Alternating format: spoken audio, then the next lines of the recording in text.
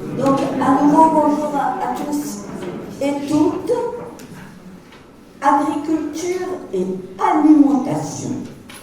Le sujet de ce soir est fondamental, même si l'agriculture n'est pas notre seule mère nourricière, et si les produits de la mer, poissons, fruits de mer ou algues, constituent aussi des ressources essentielles. Chère à la Bretonne que je suis. La sécurité alimentaire mondiale, qui constituait déjà un fort enjeu, est devenue d'une brûlante actualité avec la guerre en Ukraine, pays grand exportateur de céréales, 40% dit-on de la production mondiale avec la Russie. Les médias évoquent déjà des risques de famine au Maghreb ou en Afrique, même en Asie ou au Bangladesh. Le retour de la Covid en Chine freine le commerce mondial, ce qui ne manque pas d'aggraver la situation en réduisant les trafics commerciaux. Notre sujet de ce soir apparaît donc bien comme crucial et le professeur Michel Petit, ingénieur agronome de renom mondial, nous est apparu grâce à Hilaire Giraud, qui nous l'a fait connaître, le meilleur spécialiste pour nous en parler au vu de sa riche expérience. De 1957 à 1964, il exerce à l'INRA. Mais dès 1975, il élargit ses activités. Il est détaché à la Fondation Ford à Delhi en tant que responsable du programme Agriculture et Développement Rural. Puis il part à l'Institut l'IFPRI à Washington sur la recherche internationale alimentaire.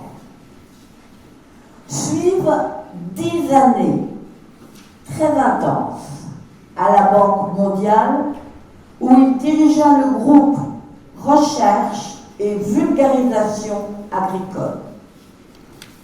Il fut cofondateur de la Revue européenne d'économie agricole.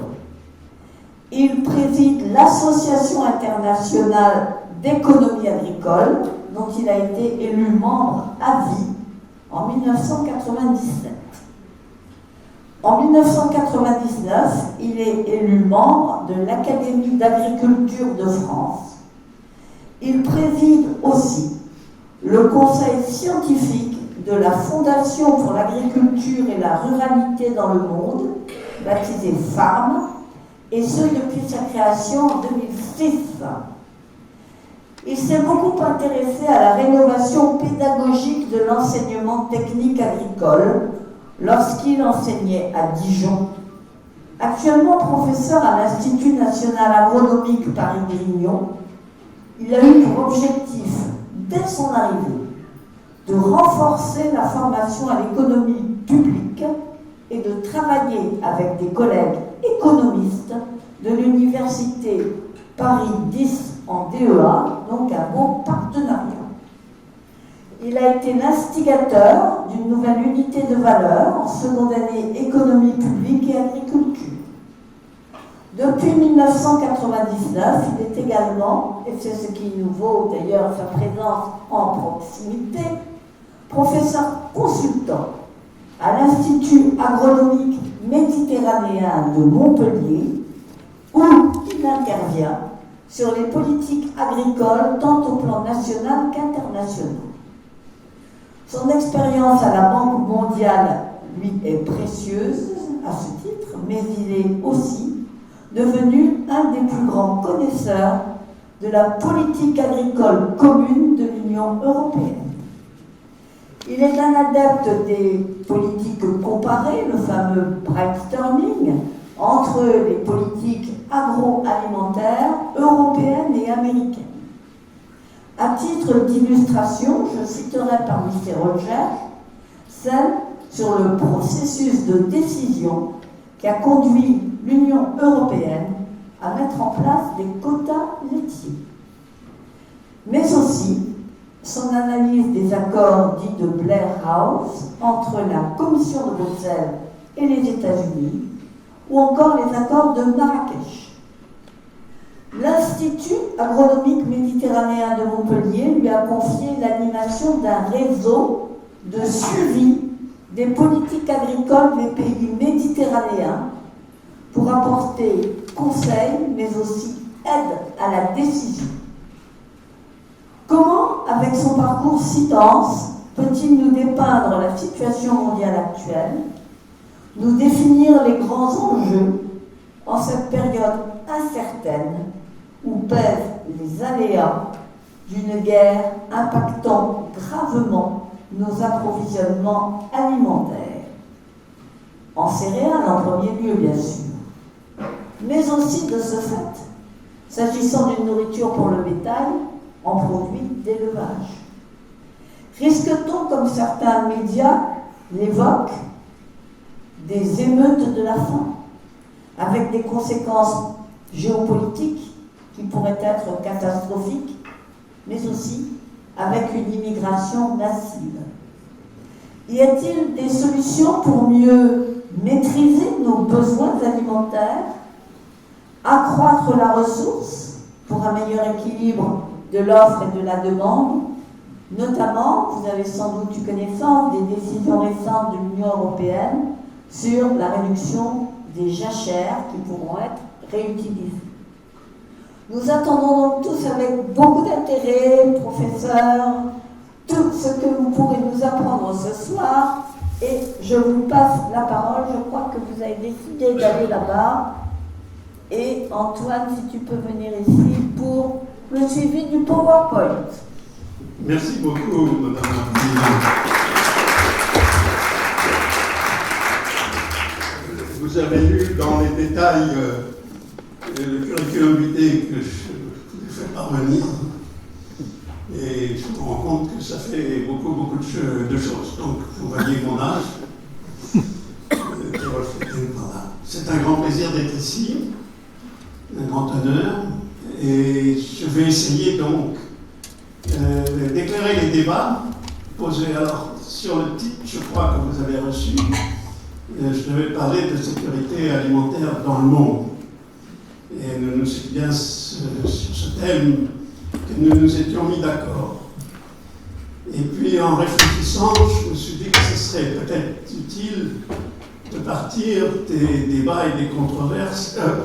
Ce thème sur la sécurité alimentaire dans le monde suscite beaucoup de controverses, bien sûr. Le but d'en parler, c'est de clarifier un peu cette controverse et d'essayer d'apporter un peu d'objectivité dans les débats. C'est ça l'esprit dans lequel je parle ce soir. Mais j'ai pensé qu'il serait plus pertinent de partir des controverses relatives à l'agriculture et à l'alimentation, controverses dans lesquelles nous sommes tous partie prenante.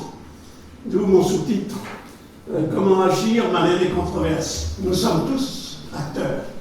Vous êtes tous acteurs, ne serait-ce que parce que nous nous alimentons plusieurs fois par jour et que de nos décisions, de ce que nous devons manger, dépend un certain nombre de conséquences qui posent problème, nous allons le voir. Donc, je voudrais dans un premier temps partir des controverses actuelles. L'une des grandes difficultés, et c'est pour ça que j'ai mis agriculture et alimentation, c'est que ces questions sont au cœur, comme Madame la Présidente vient de le rappeler, brièvement, de nombreux problèmes sociétaux contemporains. Et il faut tenir compte, on peut citer la faim et la pauvreté, la santé publique, l'environnement. Et il faut bien sûr tenir compte de ces interactions. Nous discutons d'affaires complexes.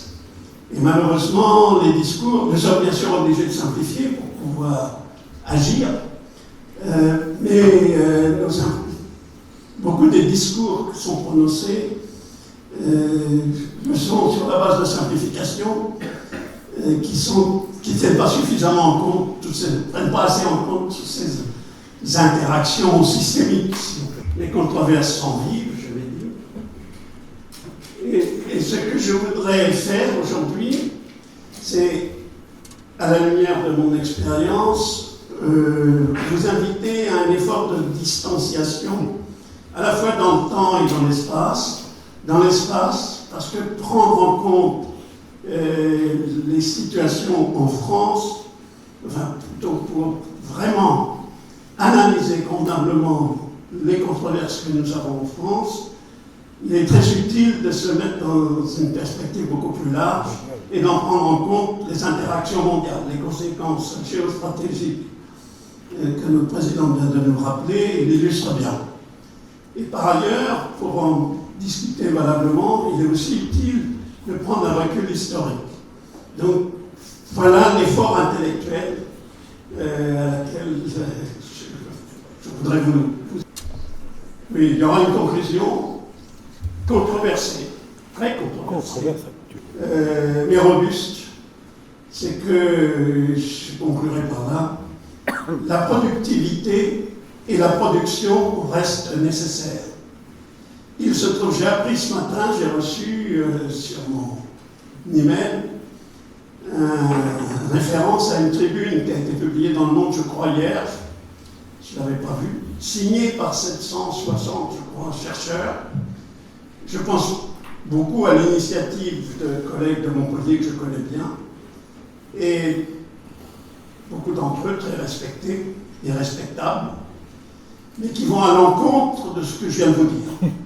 Et qui pensent que l'accent mis par exemple par le président Macron récemment, défendu bien sûr par le principal syndicat agricole, la FNSEA, selon laquelle il faut réagir aux événements en Ukraine en augmentant la production en Europe, est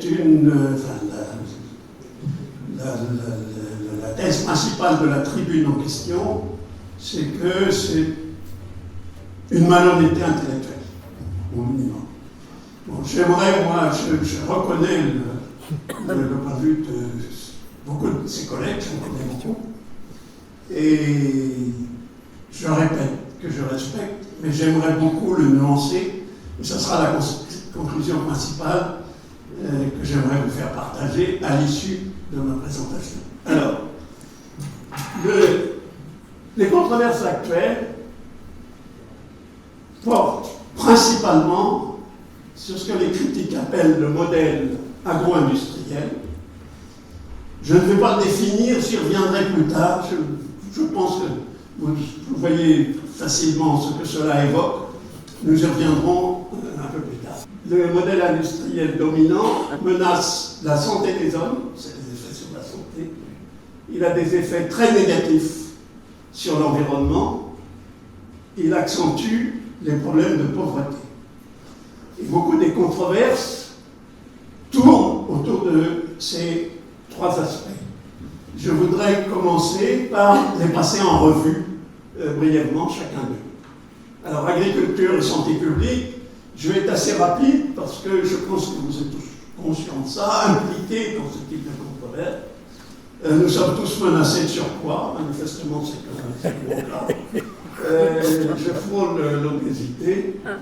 Et nous avons votre forum y est sensible, puisqu'il y a un partenariat, je viens d'apprendre, avec la Banque alimentaire de Nîmes.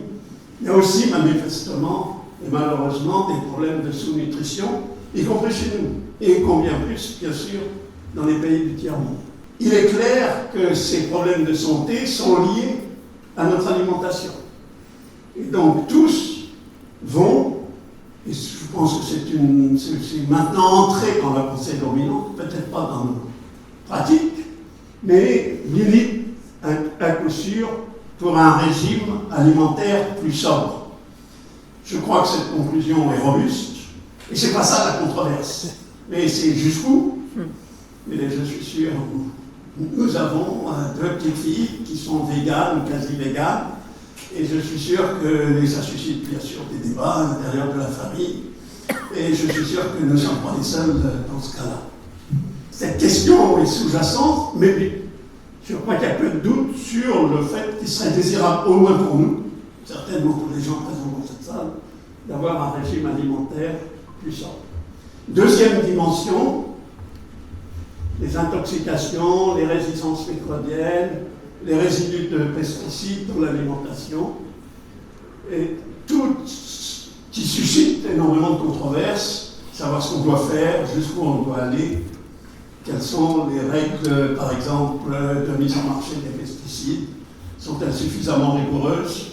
Et ces questions sont débattues, vous le savez bien, ne serait-ce que dans la campagne électorale actuelle. Conclusion que je tirais, qui est un peu de la même nature que pour le point précédent, c'est qu'il y a effectivement un consensus qui se dégage sur la pertinence de ce qu'on appelle l'approche One Health, à savoir encore une vue globale, systémique des interactions et la nécessité de réflexion commune, par exemple, entre l'Académie d'agriculture, à laquelle j'ai l'honneur d'appartenir, et l'Académie de médecine, et d'autres.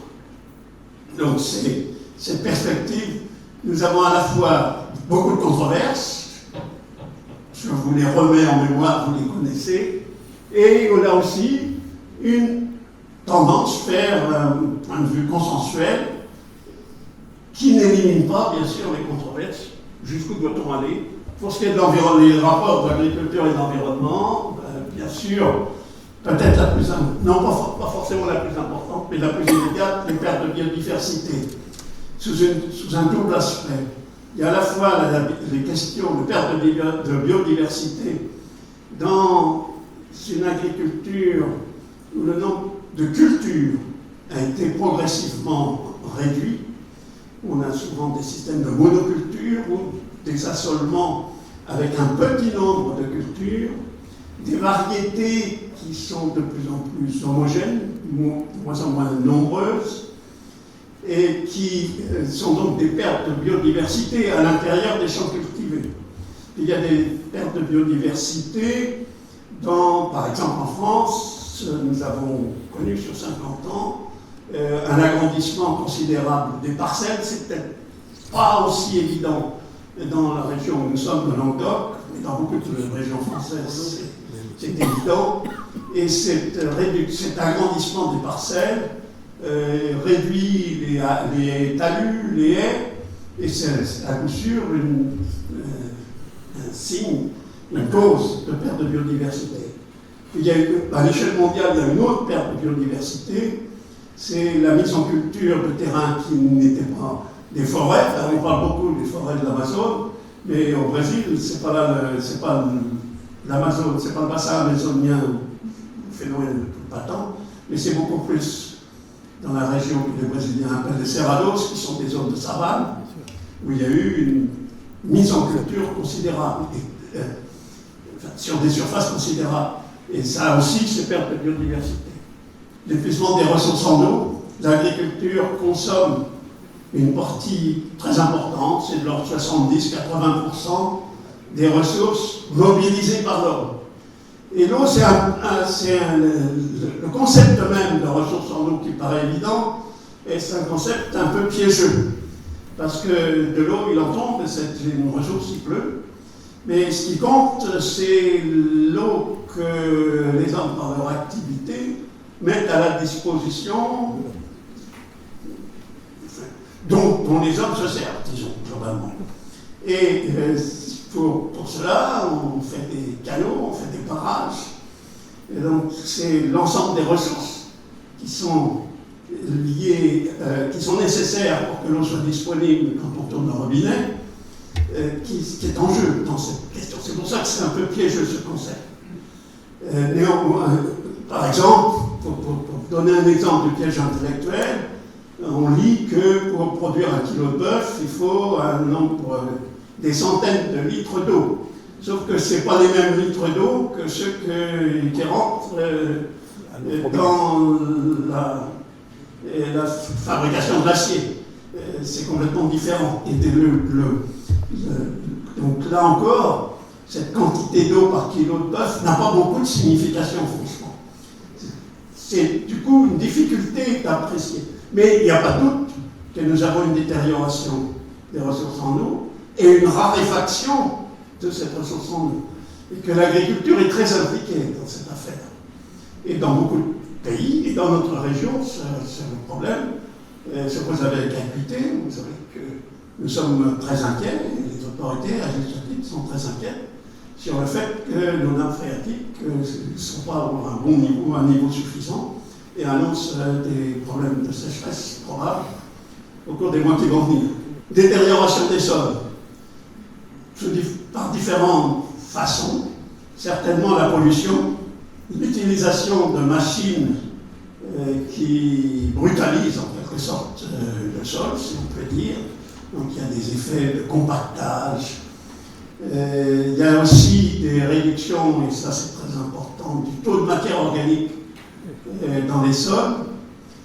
Il y a des phénomènes, dans certaines régions, des phénomènes d'érosion. Tout ça lié à l'activité agricole. Aucun doute que les rapports entre l'agriculture et cette détérioration des ressources naturelles posent problème, soulèvent certes beaucoup de controverses, et qu'on a des raisons de s'en préoccuper. C'est mon quatrième item, le réchauffement climatique. Je crois que je n'ai pas besoin de m'apesantir trop longtemps. L'agriculture contribue de façon significative aux émissions de gaz à effet de serre. Elle est à la fois source de problèmes. On peut penser qu'elle peut être source de solutions, notamment par le stockage du carbone, ce qui est dans les sols, ce qui rend l'analyse de ces problèmes, encore une fois, c'est mon leitmotiv. Voilà toute une série de controverses auxquelles nous sommes sensibles, j'en suis convaincu, et qui sont très sérieuses, mais qui donnent naissance à de nombreuses controverses dans lesquelles les discours ne sont pas toujours bien clairs. De tout cela, on peut tirer un plaidoyer pour ce qu'on appelle l'agroécologie. Alors ce terme est très... Là encore, c'est un autre terme piégeux. C'est à la fois une discipline, enfin un ensemble de disciplines scientifiques relevant de l'écologie. C'est un ensemble de pratiques agricoles, par exemple dans l'agriculture biologique, que beaucoup incluent à l'intérieur de l'agriculture de l'agroécologie, et il est interdit d'employer des engrais chimiques. C'est une pratique qui relève donc dans ce cas-là de l'agroécologie. C'est aussi un mouvement social avec des militants et pour s'y repérer dans ces trois dimensions, c'est parfois un peu difficile. Ce qui ressort quand même là où il y a consensus, c'est qu'effectivement, d'une façon générale, les agronomes, bref, la pensée agronomique, a été beaucoup fondée sur ce qu'on appelait, comme j'étais à l'école il y a bien longtemps, l'artificialisation du milieu. Et le principe de l'agroécologie consiste à imiter la nature et à insérer les pratiques agricoles dans une perspective globale, de perspective écologique, en prenant en compte davantage les interactions entre l'action humaine, celle des agriculteurs en l'occurrence, et les mécanismes naturels. Il faudra encore discuter sur ce qu'on met derrière le mot naturel. Mais là encore, il y a, je dirais, consensus pour aller dans cette direction. Mais là encore, controverse jusqu'où la plateforme, ou plutôt la tribune du Monde à laquelle je faisais allusion, beaucoup de mes collègues qui sont impliqués, qui ont signé, sont des militants de l'agroécologie, et je pense qu'ils vont un peu trop loin, mais enfin, on pourra peut-être en débattre. Bien sûr, relation avec la pauvreté, il y a beaucoup de paysans pauvres dans le monde. Nous avons des problèmes de revenus des agriculteurs en France, pas seulement en France, mais notamment en France, pauvreté de certains agriculteurs. Quand on parle de pauvreté, bien sûr, il faut se soucier des consommateurs pauvres. Le pouvoir d'achat est à l'ordre du jour de la campagne électorale. On entend à la radio, c'est la première préoccupation des citoyens. Et c'est très largement lié à l'augmentation des prix alimentaires. Pas seulement les prix alimentaires, mais certainement c'est une des dimensions. Là, ma conclusion, elle est un peu simpliste, mais prenons bien conscience qu'entre ces trois catégories de pauvreté, et si on veut être efficace pour mettre en place des mesures de politique publique qui vont permettre de traiter ces problèmes, ça va être difficile parce qu'il y a de nombreuses contradictions. Donc, je souligne le caractère redoutable des défis qui sont ainsi posés. C'est principalement ça. Un passage très rapide, superficiel, je vous prie de m'excuser, de controverses que nous vivons tous et que vous connaissez. Ce que je voudrais faire maintenant, c'est prendre du recul, justement, comme je vous le suggérais, en tirant les leçons du passé et des perspectives mondiales. Donc, d'abord, je voudrais passer un peu de temps sur l'histoire des débats internationaux sur la sécurité alimentaire, et puis, à cette lumière, revenir sur les controverses actuelles. Curieusement, la question de la sécurité alimentaire dans le monde émerge seulement dans les années 60. J'utilise toujours les mêmes exemples, certains ont déjà entendu, je suis désolé, mais la famine, l'Ukraine est à l'ordre du jour de nos préoccupations. La famine dans les années 30 en Ukraine, on ne sait pas combien il y a de morts, les estimations varient, mais l'ordre de grandeur, c'est 5 millions de personnes mortes. En même temps, au Kazakhstan, 1,5 million. Les Ukrainiens, avant même les événements récents, un certain nombre d'Ukrainiens voulaient et ont entrepris des démarches aux Nations Unies pour faire reconnaître qu'il s'agissait d'un génocide. Donc ce n'est pas une mince affaire. Les historiens reconnaissent, je pense, assez généralement, peut-être pas M. Poutine, que Staline a eu une action délibérée pour maintenir ou provoquer cette famille en Ukraine. Pour autant, ce n'était pas un problème de sécurité alimentaire mondiale. C'était un problème intérieur à l'Union soviétique. Et je n'en dis pas plus, je crois que ça suffit. On pourrait broder sur cette question. Autre exemple. Le bond en avant dans la Chine de Mao Tse-tung. Là, les estimations varient aussi beaucoup, mais l'ordre de grandeur, ce n'est pas le haut de la fourchette, c'est 30 millions de morts. Là encore, ça a été vécu comme un problème intérieur à la Chine. Ce n'était pas un problème de sécurité alimentaire mondiale. Il faut attendre des années 60, une succession de moussons loupés dans le sous-continent indien, et aussi l'existence de stocks publics de céréales dans les pays occidentaux, tout particulièrement aux États-Unis, qui, pour des raisons de politique agricole intérieure, des raisons intérieures de politique agricole, avait passé une loi qui est très célèbre, les spécialistes la connaissent sous le nom de Public Law 480, 1954, pour limiter la production agricole et les mettre en stock, parce qu'il y a des surplus de production aux États-Unis. Et l'une des façons de se débarrasser de ces stocks publics, c'est de les distribuer comme aide alimentaire. Dans les années 60, le sous-continent indien fait face à une réduction considérable des disponibilités alimentaires et la communauté internationale, et ce terme-là, cette expression-là mériterait beaucoup de réflexion et de débat, et il suscite beaucoup de débats. dispose de stock.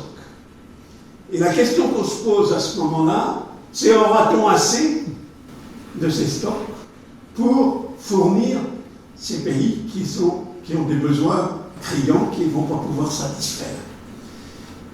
On invente même le concept de triage, emprunté au vocabulaire des médecins pendant la Première Guerre mondiale, où il fallait trier les blessés qu'on pouvait soigner et les blessés qu'on allait laisser mourir.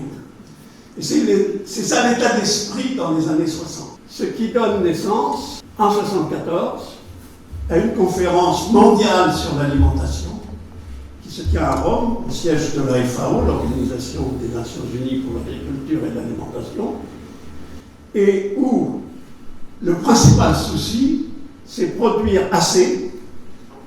Il y a aussi le souci de stabiliser les prix. Mais clairement, à ce moment-là, la priorité dans le débat, c'est a-t-on assez pour nourrir l'humanité? Deuxième étape suivante, je vais un peu vite, je saute, mais c'est le sommet mondial de l'alimentation de 1996.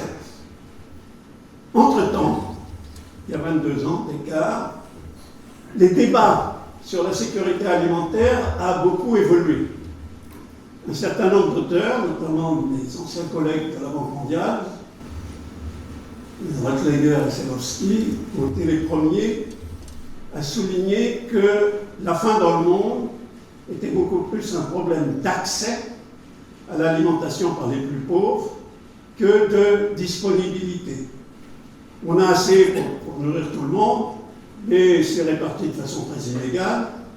Et le problème, c'est l'accès des plus pauvres à l'alimentation.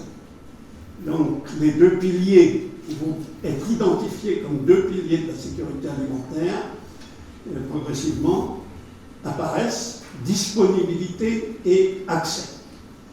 Et pendant de nombreuses années, de grosses bagarres pour savoir s'il faut agir sur la disponibilité ou sur l'accès. Je peux témoigner, j'étais directeur du département de l'agriculture à la Banque mondiale dans début des années 90 et 80. Et là, il se trouve que la Banque mondiale finance encore les centres agronomiques, les centres de recherche agronomique internationaux. C'est une dotation, une subvention.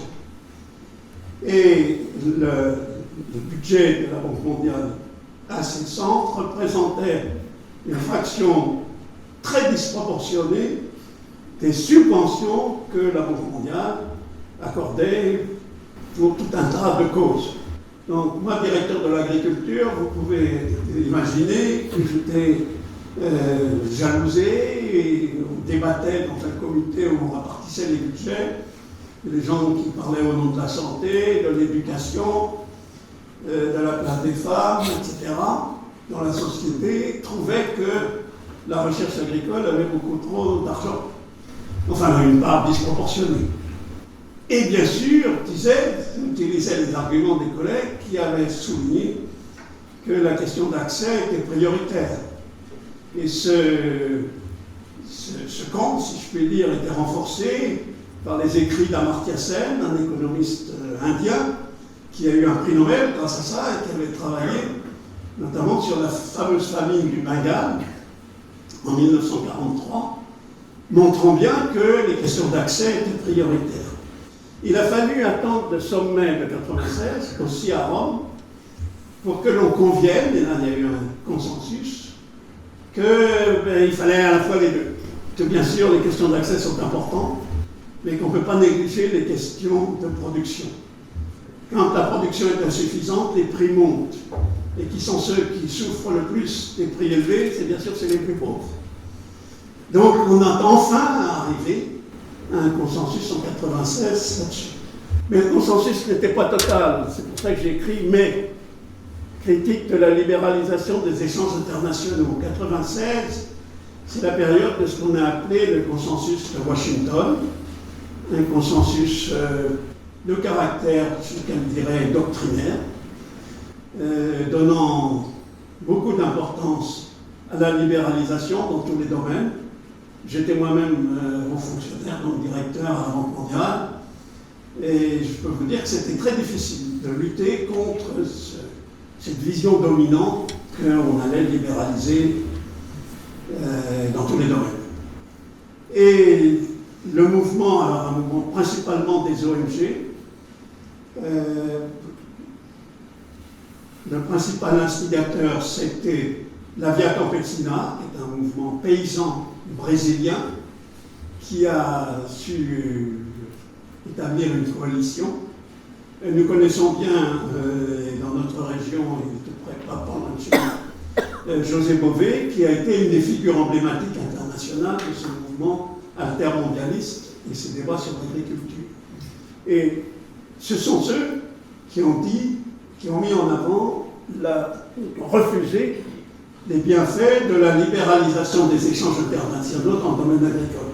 Donc vous voyez, ce que je voudrais par là illustrer, c'est le fait que dans le débat international, et aussi dans notre public en France, il y a des consensus qui émergent, je vous en ai déjà donné plusieurs exemples. Ces consensus changent. Dans un premier temps, vous voyez, 74, c'est produire. En 96, c'est produire et distribuer, et l'accès. Mais ces consensus sont instables, susceptibles d'être mis en cause et jamais complets. Et là, c'est clair sur cet exemple. Alors, le dernier, vous devez avoir du mal à le lire, je suis désolé,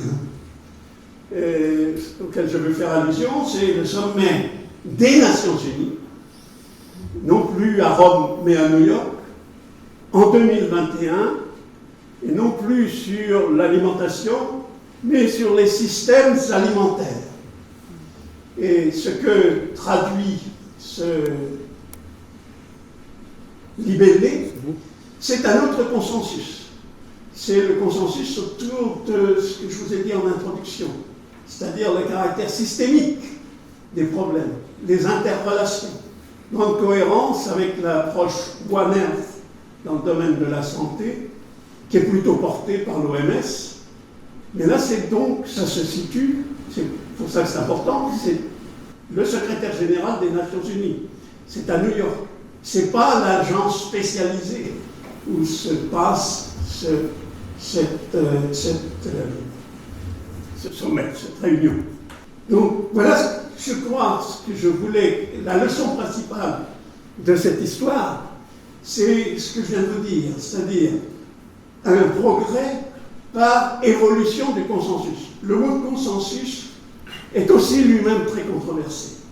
Et il a une grave limite que mettent en lumière un certain nombre d'auteurs, parce que souvent le consensus ignore les rapports de pouvoir. Et bien sûr, quand il y a consensus, comme il y a toujours des rapports de pouvoir, c'est plutôt les plus gros, les plus forts, qui imposent leur point de vue et qui mettent leur point de vue et les questions à l'ordre du jour du débat. Néanmoins, donc, il faut bien reconnaître cette limite de la notion de consensus. Néanmoins, ce sur quoi je veux insister, c'est qu'il n'y a pas, dans la gouvernance mondiale, en l'absence d'un gouvernement mondial, il n'y a pas d'action possible sans un minimum de consensus, avec toutes les limites de ce que ce mot implique. Revenons aux controverses actuelles, à la lumière de tout ça. Et je les ai reformulées, peut-être vous pouvez mettre les deux. Merci. Je voudrais parler un peu de deux controverses actuelles,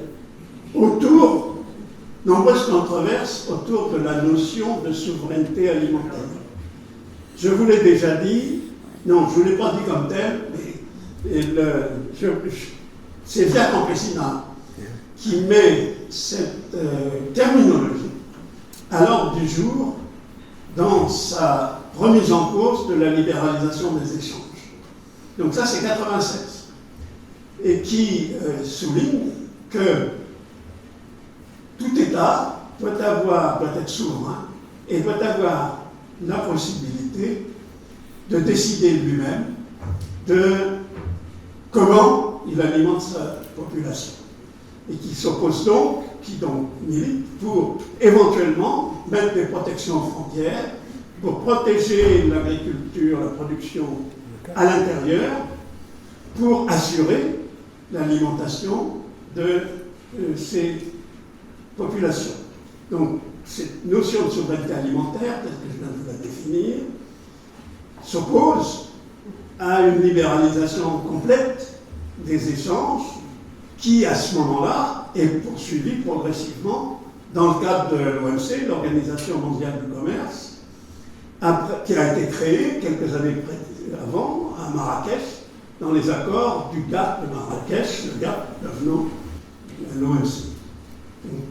Et dans cette période-là, beaucoup de l'action se passe à l'OMC, et il a fallu attendre, je ne sais pas, 2010, 2012, avec la paralysie du round, ce qu'on a appelé le round de Doha, c'est-à-dire le cycle de négociation commerciale internationale, qui finalement s'est enlisé, pour que cette question ne soit moins présente dans les débats et qu'on y fasse moins attention.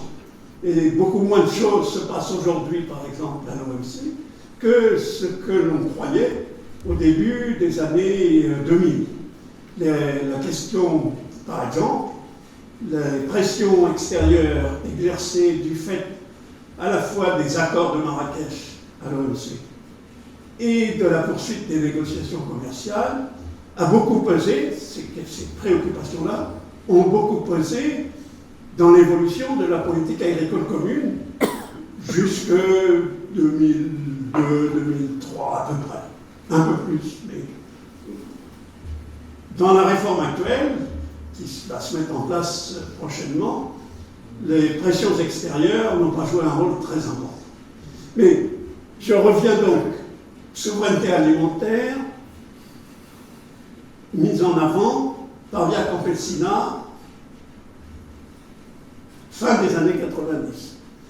Cette souveraineté alimentaire, cette question de la souveraineté, est revenue d'actualité chez nous suite au Covid. En particulier alors, parce qu'on n'a pas eu de masque, on a eu du mal à avoir des médicaments, et l'accès au vaccin a fait l'objet de vives controverses. Et aujourd'hui, on s'inquiète beaucoup de la désindustrialisation. Tous les programmes des candidats à l'élection présidentielle affichent la nécessité de retrouver notre souveraineté et donc d'assurer nos approvisionnements, et ce n'est pas seulement dans le cadre de l'agriculture. Cette évolution, et là encore on voit émerger un espèce de consensus, puisque tous les candidats à l'élection, qui sont pourtant pas d'accord entre eux sur beaucoup de points, vont dans le sens de retrouver une souveraineté. Cette émergence de consensus ne cache pas les différences de point de vue. Je peux vous dire, parce que j'ai pas mal travaillé au cours des années récentes, sur les problèmes agricoles dans les pays du Maghreb, et d'Afrique du Nord, y compris l'Égypte. Et il y a beaucoup de controverses pour savoir si, par exemple, la Tunisie, beaucoup d'auteurs tunisiens aujourd'hui, soulignent que l'orientation de la politique tunisienne, dont ils disent qu'elle a été trop orientée vers la production de cultures d'exportation, s'est faite au détriment de la production de biens alimentaires de base, comme les céréales. Et il se trouve que les pays de cette région-là importent au minimum 50% de leurs besoins en blé. Et quand les prix du blé crèvent les plafonds, qu'il y a des incertitudes sur la possibilité d'en trouver, cette question devient très chaude, politiquement très sensible, et objet de d'énormes controverses. Pour ce qui est de la Tunisie, mon sentiment personnel, c'est que je ne suis pas d'accord avec les critiques de mes collègues tunisiens, les critiques que font les collègues tunisiens à leurs gouvernements successifs, parce que la production de céréales en Tunisie n'est pas facile et que l'orientation vers les cultures d'exportation n'est pas aussi massive que ce qu'il suggère. Mais je ferme ma parenthèse sur mon point de vue personnel, simplement pour illustrer la nature des controverses autour de cette question. Et la difficulté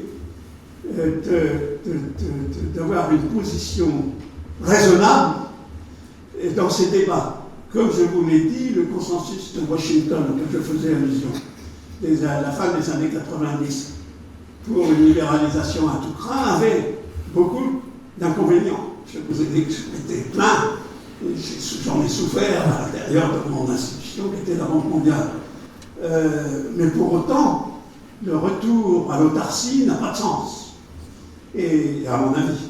Et sortir de la dépendance, pour les pays du Maghreb, sortir de leur dépendance aux importations de céréales me paraît un pari impossible, tout simplement impossible.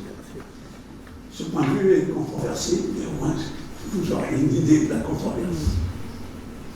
Deuxième grand sujet, autour de l'agriculture industrielle. Je vous avais dit que j'y reviendrai sur cette question. J'avais parlé du modèle agroalimentaire industriel. On a dans le langage courant en France, on parlera de l'agriculture industrielle ou l'agriculture conventionnelle, basée principalement sur le recours à des intrants externes, à la fois d'énergie et des intrants chimiques, les engrais, les pesticides, et le recours aussi à la mécanisation, avec un poids de prix de plus en plus important pris par des fournitures venant du secteur de l'agrofourniture, qui est un secteur industriel très concentré avec des normes multinationales.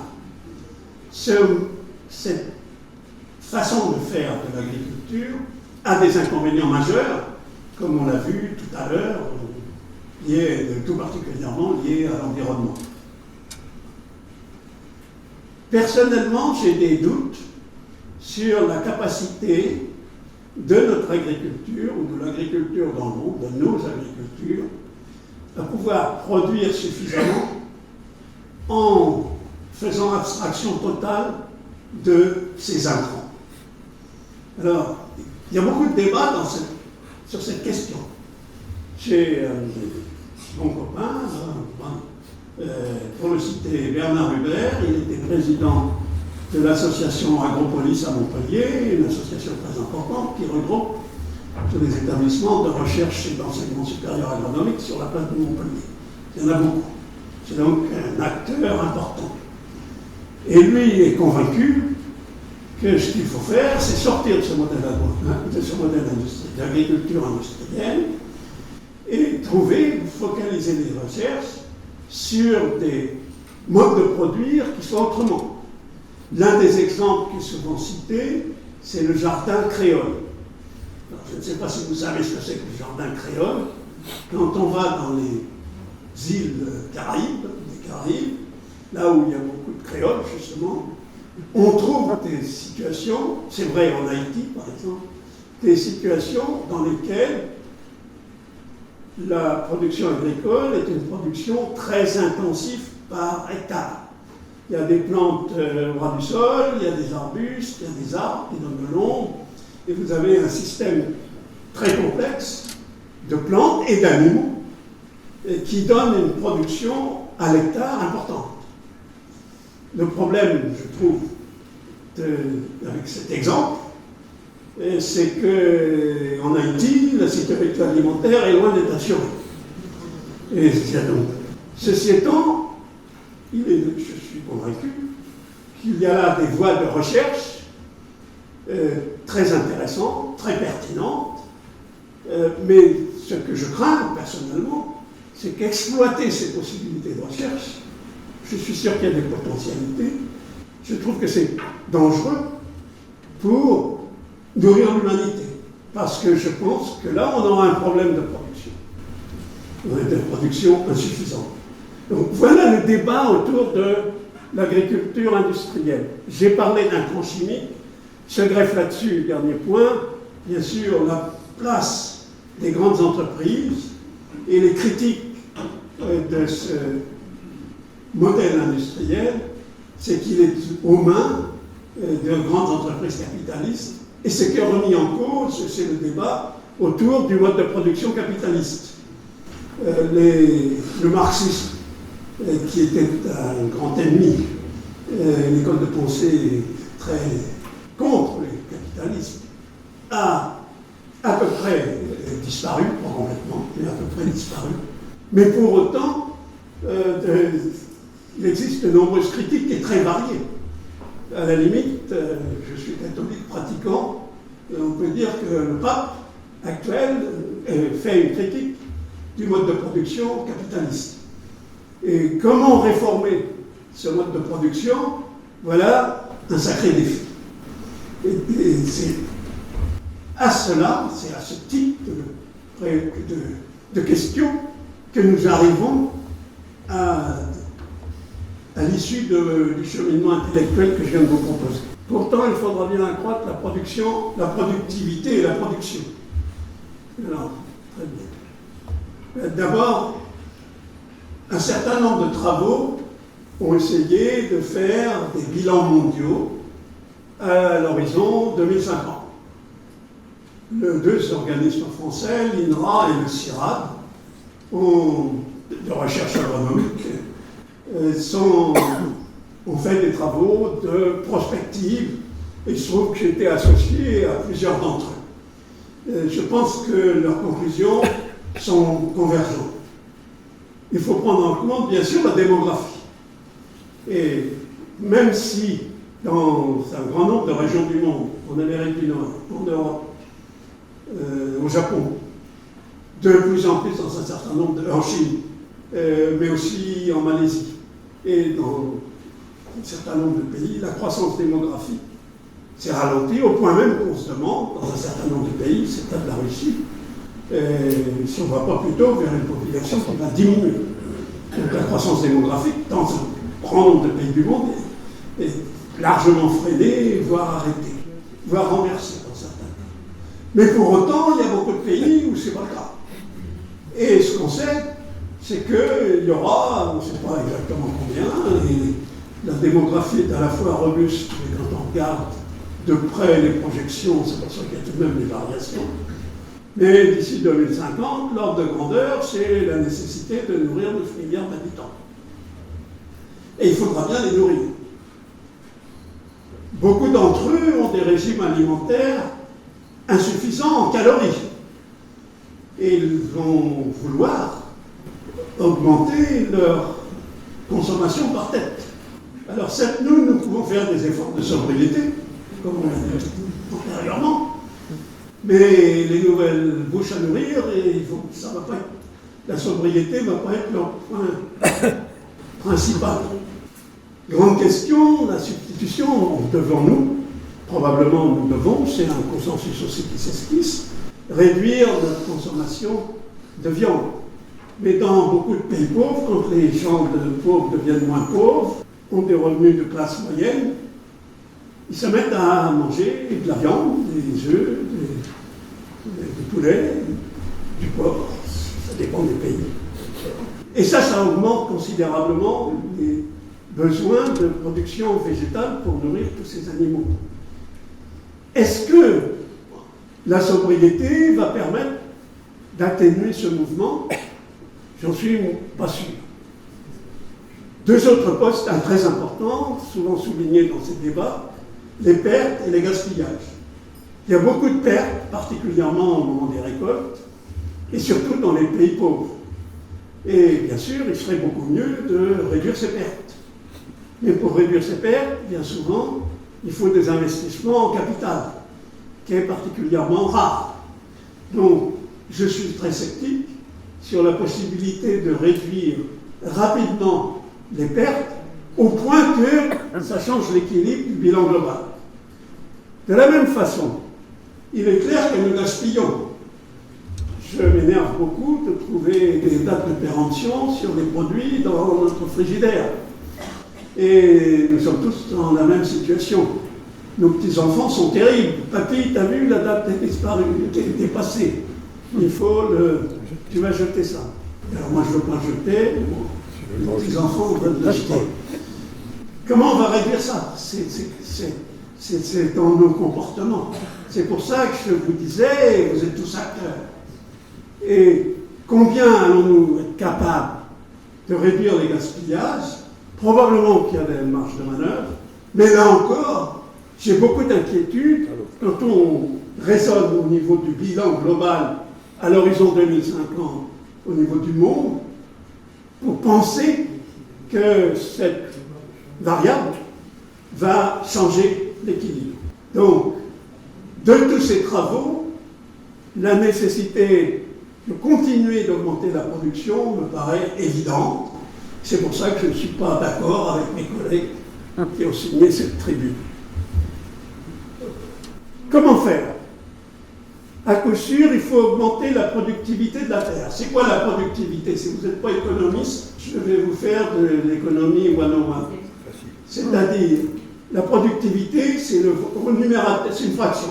Au numérateur, la production, au dénominateur, le facteur de production ouvrier.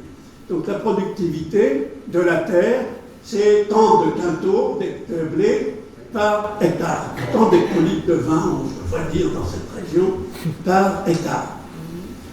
Il est indispensable d'augmenter cette productivité, parce qu'il va falloir augmenter la production pour satisfaire le bilan global. Et si on n'augmente pas la productivité de la terre, il faut augmenter les surfaces cultivées. Et pour augmenter les surfaces cultivées, où est-ce qu'on va le faire? Dans les savanes, dans les forêts. C'est très mauvais pour l'environnement, ça. Donc, je ne vois pas comment, vu les ordres de grandeur, il y a à coup sûr des possibilités, mais elles sont à la marge, à mon avis. Si on a le global picture, la vue d'ensemble, il est clair, me semble-t-il, qu'il faudra bien augmenter la productivité de la terre. Il faut augmenter aussi la productivité du travail. Comment s'est transformée notre agriculture dans les pays occidentaux, en France en particulier, notamment, par une diminution considérable du nombre de travailleurs agricoles. Une substitution, on a substitué du capital, des machines, des engrais, etc. D'autres facteurs de production que le travail. Les pays du Sud n'ont pas beaucoup d'entre eux n'ont pas cette possibilité. Parce qu'il y a beaucoup de jeunes qui sont déjà nés, qui vont avoir beaucoup de mal à trouver un emploi en dehors de l'agriculture. Même si la part de la population rurale, pendant longtemps au Maghreb, la part de la population rurale baissait beaucoup. Il y a eu une urbanisation et un mouvement vers le littoral de la population. Il suffit de se balader, vous voyez les immeubles qui sont construits, c'est considérable. Pour autant, la population rurale est restée stable. Parce qu'il n'y a pas, justement, pas assez de place, pas assez de choses. Donc, très difficile de réduire massivement la population active agricole. Et c'est vrai, bien sûr, dans beaucoup de pays d'Afrique au sud du Sahara. Il faudra bien qu'ils augmentent la production. Et s'ils n'augmentent pas leur productivité, ils seront condamnés à la pauvreté, ces gens-là. Parce que le revenu dépend très directement de la productivité du travail. Et si vous produisez peu, par tête de pipe, là, vous ne pouvez pas avoir un revenu élevé par tête de pipe. C'est aussi simple que cette arithmétique-là. Et là-dedans, compte tenu de ce que je viens de vous dire, un grand point d'interrogation, quelle place pour le capital, tout ce qui n'est pas ni la terre et le travail? Et quel problème de financement de ce capital? Nécessaire souvent à l'augmentation de la productivité à la fois de la terre et du travail. Donc, cette question de productivité, j'espère vous avoir convaincu, elle demeure crucial. Et c'est là ma conclusion principale. Les implications pour l'agriculture en France, la grande difficulté du débat, c'est ce que je voudrais souligner, illustré encore une fois par cette tribune de mes collègues. Vous voyez combien les controverses sont vives, combien nous sommes loin d'un consensus. Pourtant, les questions sont brûlantes, elles sont urgentes, sont importantes. Juste un mot, moi qui milite et qui fais l'apôtre de la nécessité d'accroître la production, je ne voudrais pas que vous en concluiez que je dis que l'agriculture française va nourrir le monde. C'est absolument pas vrai. C'est pas possible, c'est pas souhaitable. Mais je suis très sceptique sur les préconisations d'un retrait de la production en France, alors que sur un certain nombre de productions, nous avons des débouchés au Maghreb, en Afrique au sud du Sahara, et qu'il y a des besoins qui sont criants dans ces pays-là. Certes, les blés de la mer Noire ont connu un développement considérable au cours des 20 dernières années. Les blés de la mer Noire, c'est ceux qui viennent de l'Ukraine, de la Russie et du Kazakhstan. Et c'est un phénomène très positif, je crois, pour les pays importateurs. Savoir comment ça s'est fait en Ukraine et dans l'ancienne Union soviétique, c'est une autre affaire, mais on ne va pas en discuter. Bon, je crois que j'ai assez parlé. Je vous remercie de votre attention. Merci beaucoup.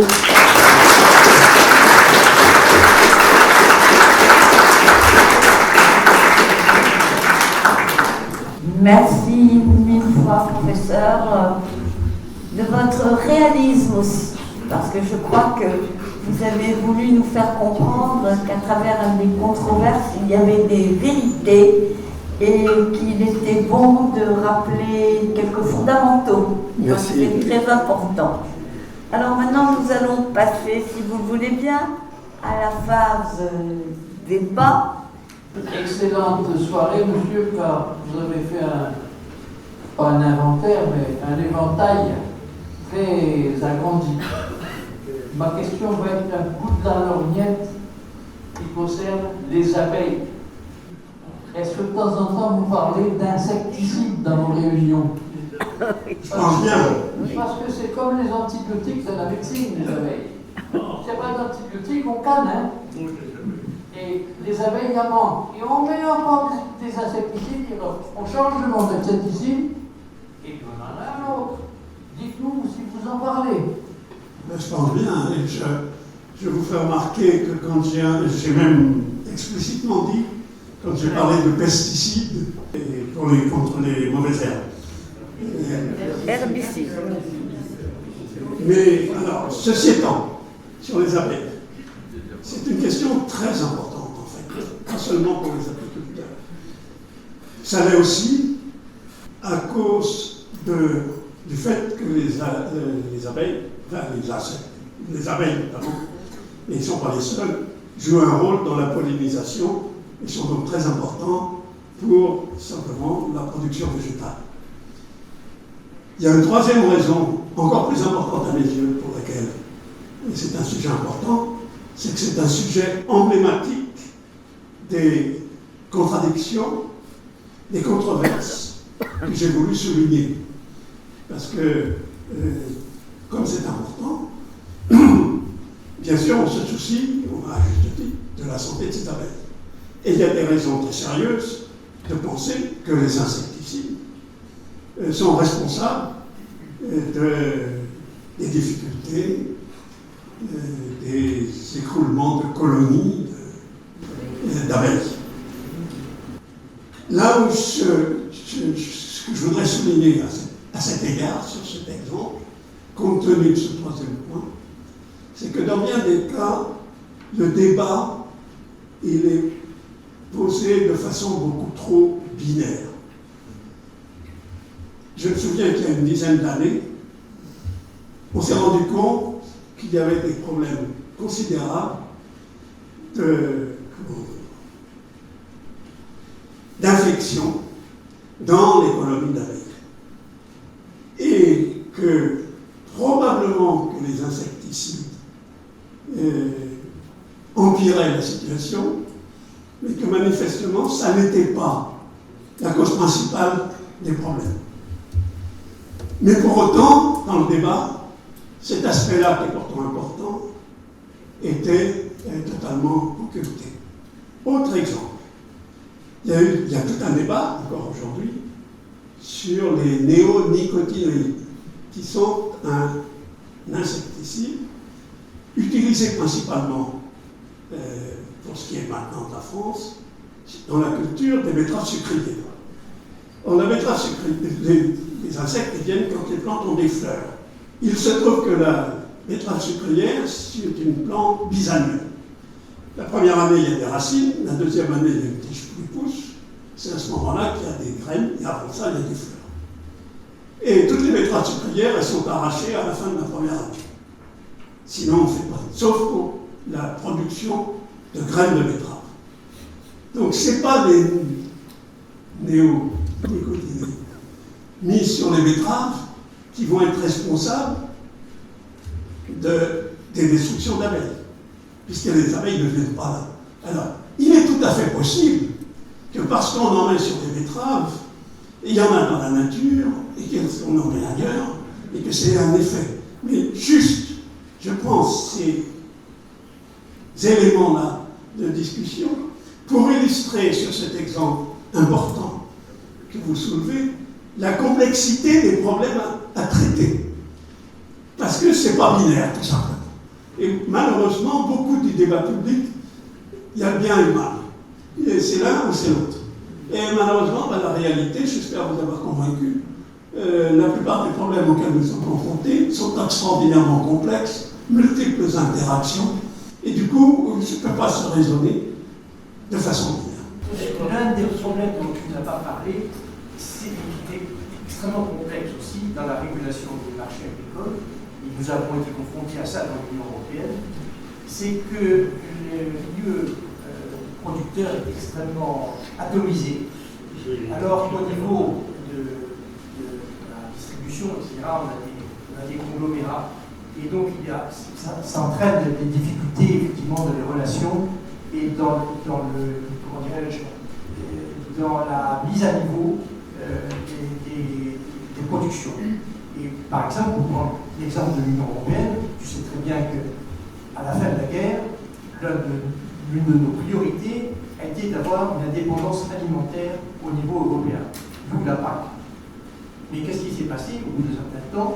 La productivité a fait que nous avons eu des excédents et que nous avons eu un mal énorme à les réguler. Donc on est confronté à ces problèmes aussi de mise en parallèle de l'offre et de la demande, et ça pose d'énormes problèmes pour réguler ces marchés agricoles. Tu as fait un peu allusion à ça, mais c'est des problèmes auxquels nous sommes confrontés et il est extrêmement difficile de résoudre. Oui, je suis tout à fait d'accord avec toi, Bruno, mais je ne pouvais pas tout couvrir. Et il me semble que les controverses actuelles et sociétales ne sont pas là-dessus. C'est pour ça que j'en ai choisi un certain nombre que je vous ai indiqué. Les organismes internationaux agricoles que vous avez fréquentés, est-ce qu'ils poussaient des cabinets de conseil? Oui. À la Banque mondiale, le nombre de consultants employés est considérable. Je peux vous donner une illustration. Dans mon département, j'ai dirigé le département d'agriculture pendant 5-6 ans. J'avais 25 ou 30 professionnels et fonctionnaires au-delà internationaux. Il y avait une dizaine de secrétaires, il y avait 3 ou 4 techniciens pour les ordinateurs, etc. Et puis au total, il y avait 120 personnes qui étaient tous des consultants à court terme, à moyen terme, etc.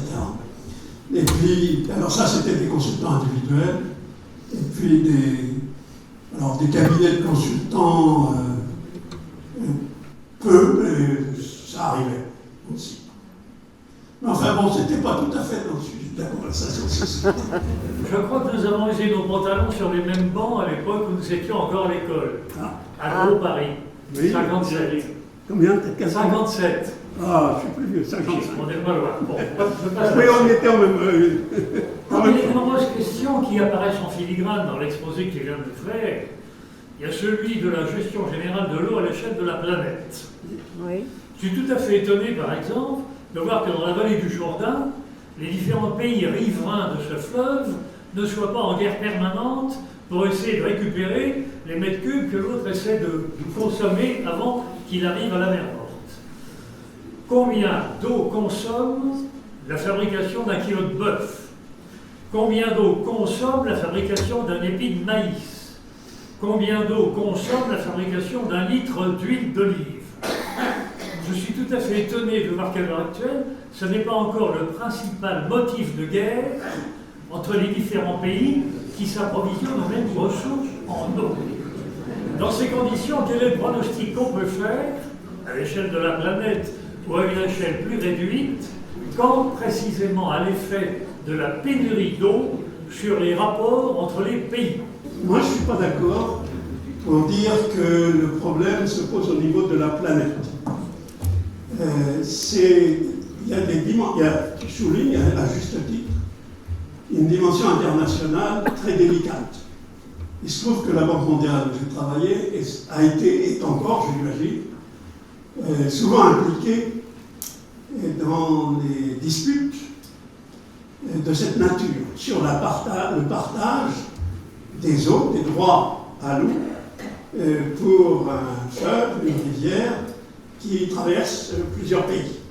C'est un problème très classique et très compliqué à traiter. Donc ça, j'en conviens volontiers. Et le Nil, aujourd'hui, en est un exemple. Les Éthiopiens ont construit un barrage énorme et le Nil fournit, je ne sais pas, 90% plus des besoins en eau de l'Égypte. On voit bien l'ampleur de ce problème. C'est vrai qu'il n'y a pas beaucoup de guerre autour de ça, c'est peut-être surprenant. Mais ce problème, il n'est pas limité. Il se trouve, comme on vous l'a dit, moi j'ai travaillé 2 ans en Inde, et en Inde, il y a beaucoup de querelles entre les États. L'Inde, c'est un État fédéral, où chaque État a un pouvoir non négligeable, et les nombreux fleuves traversent plusieurs États. Donc l'arbitrage entre les uns et les autres est toujours délicat. Mais je ne sais pas si je peux en dire plus. Je voudrais ajouter un mot quand même, parce que ayant été en Syrie comme en Jordanie, j'ai pu mesurer par exemple l'enjeu de la maîtrise du Golan. Je crois qu'on ne peut pas oublier que l'eau au Proche-Orient a été quand même un des grands sujets de conflit. Oui, ça l'est encore. Ça l'est encore, ça n'est pas résolu. Et en plus, quand on voit le faible espace, on comprend encore mieux que ça peut encore dégénérer effectivement fortement. Ayant aussi été en Ouzbékistan, je me rappelle quand vous avez parlé quand même de la catastrophe de la mer d'Aral, due à l'exploitation intensive de coton, du fait de directives données par l'Union soviétique à l'époque et qui ont largement appauvri ce pays qui a souffert de ces enjeux importants. Alors là, ce n'est pas une guerre, c'est une guerre économique. Mais quand même, à mon avis, l'enjeu de l'eau est un sujet majeur de conflit. Il n'y a aucun doute. Merci beaucoup pour ces pistes de réflexion. Vous avez montré que si solutions il y a, elles sont à plusieurs échelles, individuelles, régionales ou mondiales. Mais parmi les échelles locales, j'aimerais savoir ce que vous pensez du développement de ce qu'on appelle les circuits courts, c'est-à-dire de l'agriculture qui se retourne directement vers le consommateur et où le consommateur apprend à mesurer peut-être davantage les enjeux de l'agriculture, de cette production si délicate, difficile et indispensable. Oui, la réponse est simple. C'est manifestement une piste très intéressante. Il y a peu d'inconvénients. Donc les avantages sont énormes, mais comme vous avez souligné, les inconvénients, on en voit très peu. La seule limite, c'est que ça nourrira pas le monde. Et qu'on ne voit pas que ça puisse se faire. Et du coup,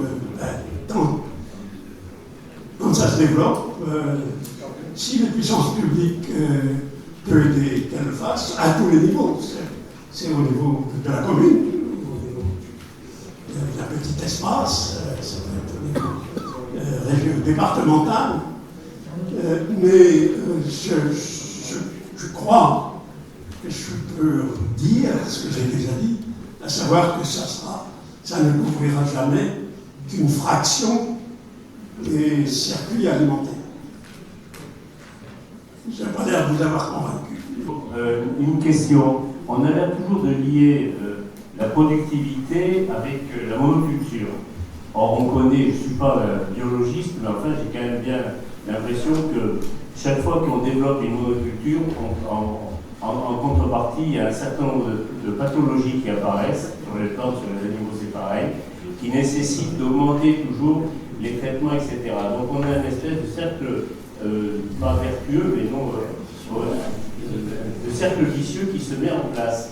Donc est-ce que, ma question est simple, faut-il toujours lier productivité et monoculture?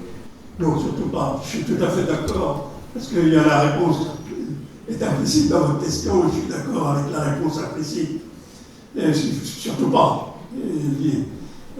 Qui dit la productivité, je répète, c'est le volume de production. Alors, il va y avoir des problèmes de mesure. Si vous avez plusieurs produits, vous exprimez ça en tonnes, vous estimez ça en calories, vous estimez ça en euros, et ça ne va pas vous donner les mêmes résultats. Donc c'est un concept qu'il va falloir manier avec prudence. Mais c'est le volume de production par unité. Alors si on parle de productivité de la terre, ça va être par hectare. Si c'est par travailleur, ça va être par travailleur.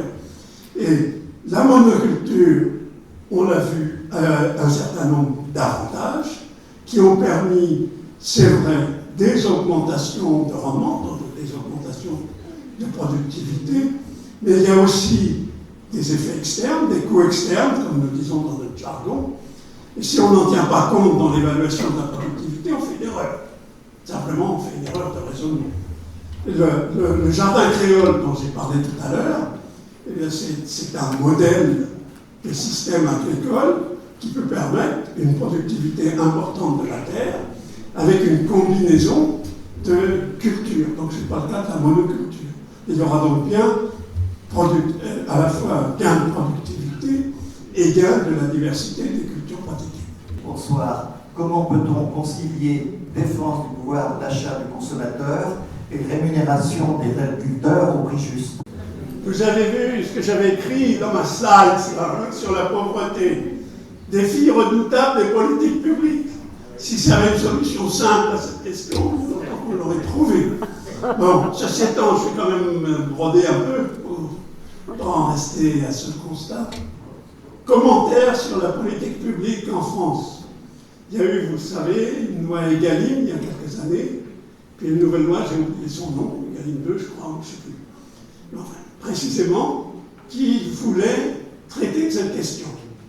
Et la puissance publique, la loi, a obligé les distributeurs à négocier avec les agriculteurs et à négocier en tenant compte de leur coût de production. Donc ça allait tout à fait dans ce sens. La difficulté de cette loi, et je peux vous le dire, je l'ai dit autour de moi quand elle a été promulguée, c'est qu'elle est très difficile à mettre en œuvre.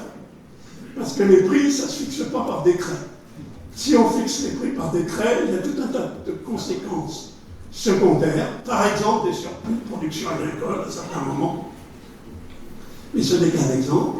Et donc la puissance publique, elle n'a pas les moyens vrais et véritables de faire une pression sur un secteur de la distribution alimentaire extrêmement concentré. C'est là la remarque de départ de Bruno Julien tout à l'heure.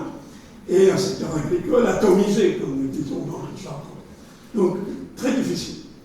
de trouver le juste équilibre dans cette matière. Et la puissance publique est très désarmée. 800 millions de personnes souffrent de la faim dans le monde, si les chiffres sont exacts. Une situation qui a été récemment aggravée par la crise du Covid. Mais malgré cette aggravation par le Covid, on n'était pas sur une tendance qui était de la réduction de la famine dans le monde avec les paradigmes actuels. La libéralisation des échanges, manifestement, n'a pas fonctionné, ne suffit pas pour nourrir certains pays, voire même, moi je pense, détruit l'économie agricole de certains pays, en partie en Afrique, par des changements d'habitudes de consommation, par le non-développement des agricultures locales. Et je voudrais avoir votre avis pour savoir, j'ai bien compris, il faut augmenter la productivité globalement pour pouvoir nourrir la planète, je pense qu'on peut être d'accord, mais que faudrait-il faire au niveau mondial et des politiques également publiques pour arriver à un trend de réduction de la famine dans le monde? Mais ce n'est pas une question facile.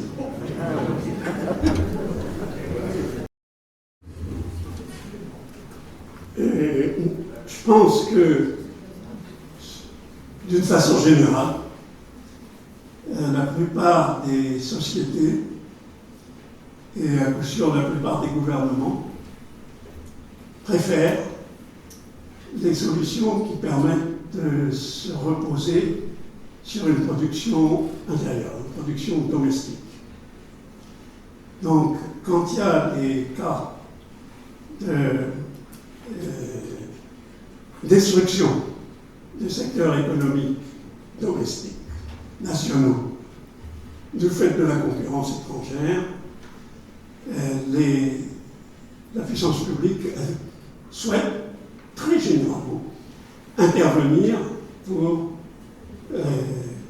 empêcher cette concurrence destructrice. Alors il y a un très bel exemple en la matière, c'est le cas du poulet au Sénégal. Il y a une dizaine d'années, je ne me souviens plus des dates exactes, mais à cause de la grippe aviaire, le Sénégal a interdit l'importation de poulet au Sénégal au nom d'un raisonnement de protection sanitaire et non pas de protection en frontière. Il se trouve que le secteur agricole, quelques années auparavant, se développait au Sénégal, mais était soumis à la concurrence très difficile de morceaux de poulet venant d'Europe et surtout aussi des États-Unis. Aux États-Unis, les Américains mangent rarement du poulet entier, mais beaucoup de plats dérivés du poulet, dans lequel c'est le blanc qui est favorisé. Et du coup, ils ont un excès de viande noire, de cuisses et d'ailes. Et ils vendent ça sur le marché international, s'en débarrassent sur le marché international à des prix défiant toute concurrence. La protection aux frontières, le Sénégal est membre de l'OMC, signataire des accords de Marrakech, et n'a donc pas le droit, et s'est engagé dans ces accords, à ne pas mettre de protection aux frontières ou une protection très faible. Il a pris prétexte de ces questions sanitaires pour mettre une vraie protection. Et puis c'est interdiction, c'est pas 30%, 40% de droit de douane, c'est interdiction. Le résultat, c'est une augmentation, c'est à l'arrêt des importations, et une augmentation très nette, sur 10 ans, de la production de poulet au Sénégal. Mais voilà que, d'abord, c'est contraire aux règles de l'OMC. Les États-Unis, le gouvernement des États-Unis n'a pas décidé d'intenter une action contentieuse à l'OMC contre le Sénégal. Je pense que c'est pour des raisons d'image publique. En revanche, le Brésil l'a fait. Il y a donc une action pendante à l'OMC sur cette question. Donc ça, c'est un premier point. Deuxièmement, le Sénégal est conscient, et le responsable sénégalais, le gouvernement, les sénégalaises, de la grande difficulté d'assurer un développement économique sur le long terme dans le cadre d'un espace national aussi réduit que celui du Sénégal, en gros 30 millions d'habitants. Et donc le Sénégal fait partie d'une communauté économique, la CEDEAO, la communauté économique des États de l'Afrique de l'Ouest. Et dans cette communauté économique, comme à l'intérieur du marché commun, que nous savons depuis le début des années 60, eh bien, on met une protection aux frontières, un tarif commun, mais la liberté de circulation de la marchandise à l'intérieur des pays de la communauté. Donc, le Sénégal va être confronté à la nécessité d'ouvrir, parce que tout le monde sait bien que la raison sanitaire n'est qu'un prétexte, ça va être difficile de maintenir cette protection vis-à-vis de la Côte d'Ivoire, de la Guinée, du Cameroun. Non, le Cameroun n'est pas dans la CEDEAO. Troisième dimension, pour compliquer, tous ces pays d'Afrique ont décidé de faire une zone de libre-échange continentale, la ZLEC. Et la zone de libre-échange continentale va aller dans un sens de libéralisation des échanges pour l'ensemble du continent. Donc cette protection aux frontières. Et par ailleurs, on constate que finalement, à l'abri de cette protection, il y a eu développement de la production de poulet au Sénégal, mais le prix du poulet, il a augmenté. Et qui en sont les principales victimes? Les consommateurs, et plus particulièrement les consommateurs pauvres. Donc il va y avoir un problème d'arbitrage politique compliqué sur cet exemple. Donc une fois de plus, vous voyez, je prends cet exemple pour vous illustrer la complexité des problèmes à résoudre. C'est pour ça que j'avais mis là aussi le problème de défi redoutable des politiques publiques. C'en est un autre exemple. On a banque alimentaire. Je voudrais revenir sur le gaspillage, sur le mode aussi d'alimentation, etc. Tous les jours, les banques alimentaires nous donnent vraiment dans les grands magasins à peu près 2 tonnes, 3 tonnes de marchandises, de légumes, surtout de la marchandise, je dirais, avec des DLO, des DLC, c'est-à-dire des dates limites de consommation, et à peu près 2 tonnes, 3 tonnes par jour. Ce que je voulais dire, c'est que je crois que là aussi, il y a quand même des choses à réguler de nouveau pour éviter ce gaspillage, notamment les dates limites de consommation, les DLO, je pense qu'une chose plutôt marketing de consommation, je dirais, et je crois que tout ça, nous en souffrons beaucoup. En fait, ça amène beaucoup de déchets, beaucoup de gaspillage qui sont parfaitement consommables en plus. Je crois que là aussi, je parle de la France, bien sûr, nous avons tout un travail à faire en commun. Avec les agriculteurs, mais aussi avec, je dirais, que le côté commercial, certainement. Oui. Tout à fait d'accord, mais je vous ai parlé des tensions que j'avais avec mes petits-enfants. Et c'est exactement l'illustration de ce que vous venez de dire. Donc je suis entièrement d'accord avec vous. Il se trouve que j'habite près de Ganges, nous avons une banque alimentaire et nous y contribuons très modestement, mais enfin, donc je suis absolument convaincu de l'intérêt. Ce que j'ai dit tout à l'heure, c'est que sur les gaspillages, quand j'ai parlé de gaspillage, je voudrais revenir là-dessus. Je pense fondamentalement qu'il faut lutter contre les gaspillages. Et c'est ce que vous dites, c'est l'une des mesures pour le faire, c'est d'aller dans ce sens-là. C'est bien sûr qu'il faut l'éviter dans notre action quotidienne. Je me parle avec ma femme autour de ces questions de gaspillage. Mais donc nous pouvons agir, vous pouvez agir. Et il faut le faire.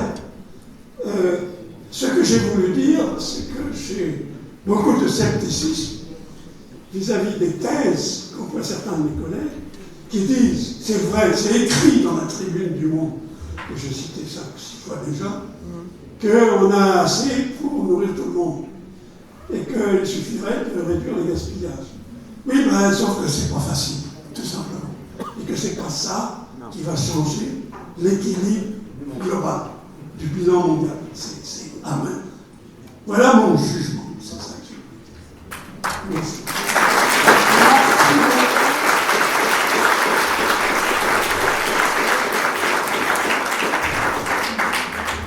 Merci beaucoup, professeur. Et je crois que c'est très bien qu'on ait terminé sur la banque alimentaire et le gaspillage, monsieur, parce que c'est un débat sociétal très important. Alors, nous allons laisser passer la période électorale et nous reprendrons, si vous le voulez bien, au joli mois de mai, avec le 5 mai, l'anniversaire de l'euro. Et je peux vous annoncer aujourd'hui que j'ai pu obtenir la venue de l'ancien commissaire européen français, créateur de l'euro, Yves de Sylvie, donc qui viendra le 5 mai. Donc là, nous continuons dans le domaine économique.